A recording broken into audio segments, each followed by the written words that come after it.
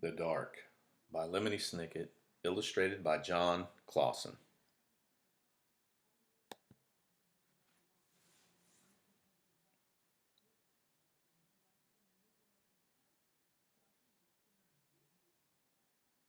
Laszlo was afraid of the dark.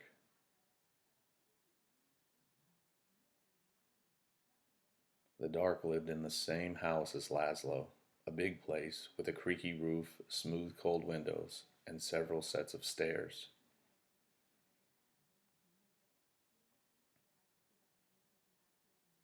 Sometimes the dark hid in the closet. Sometimes it sat behind the shower curtain. But mostly it spent its time in the basement. All day long the dark would wait in the distant corner, far from the squeaks and rattles of the washing machine, pressed up against some old damp boxes in a chest of drawers nobody ever opened. At night, of course, the dark went out and spread itself against the windows and doors of Laszlo's house.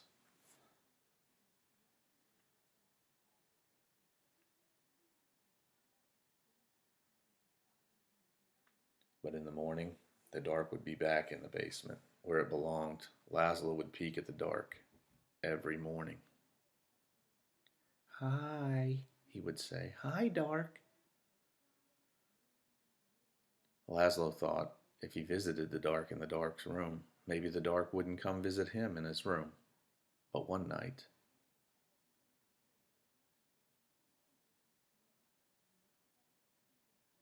it did. "Laszlo," the dark said, in the dark. The voice of the dark was as creaky as the roof of the house, and as smooth and cold as the windows, and even the dark was right next to Laszlo. The voice seemed very far away. "What do you want?" asked Laszlo. "I want to show you something," said the dark.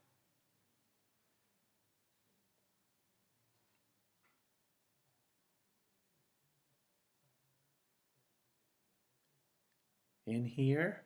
"No," said the dark. "Here?" "No, no," said the dark. "Downstairs."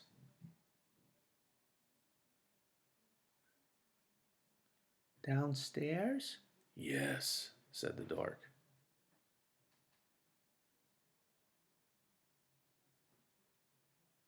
In Laszlo's living room was the biggest window in the house. Laszlo looked out at all the dark outside. Above him the roof creaked and he closed his eyes, and now the dark was all Laszlo could see.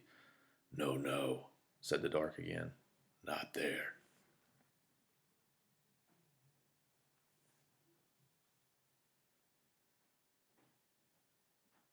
"Down here."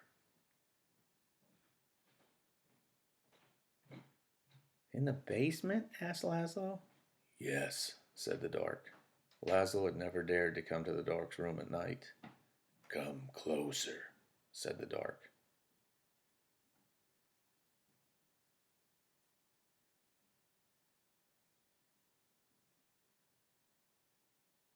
Laszlo came closer. "Even closer," said the dark. You might be afraid of the dark, but the dark is not afraid of you. That's why the dark is always close by. The dark peeks around the corner and waits behind the door, and you can see the dark up in the sky almost every night, gazing down at you as you gaze up at the stars. Without a creaky roof, the rain would fall on your bed, and without a smooth, cold window, you could never see outside, and without a set of stairs, you could never go into the basement where the dark spends its time. Without a closet, you would have nowhere to put your shoes, and without a shower curtain, you would splash water all over the bathroom, and without the dark, everything would be light, and you would never know if you needed a light bulb. "Bottom drawer," said the dark. I wonder what's in the bottom drawer.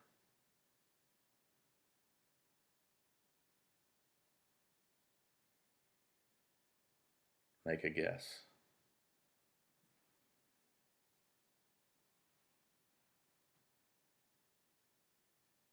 "What?" "Bottom drawer," said the dark. "Open the bottom drawer." "Thank you," said Laszlo. "You're welcome." said the dark. By the time Laszlo got back into bed, the dark was no longer in his room, except when he closed his eyes to go to sleep. The next morning, Laszlo visited the dark in the basement. "Hi," he said. "Hi, dark." The dark didn't answer, but the bottom drawer was still open, so it looked like something in the corner was smiling.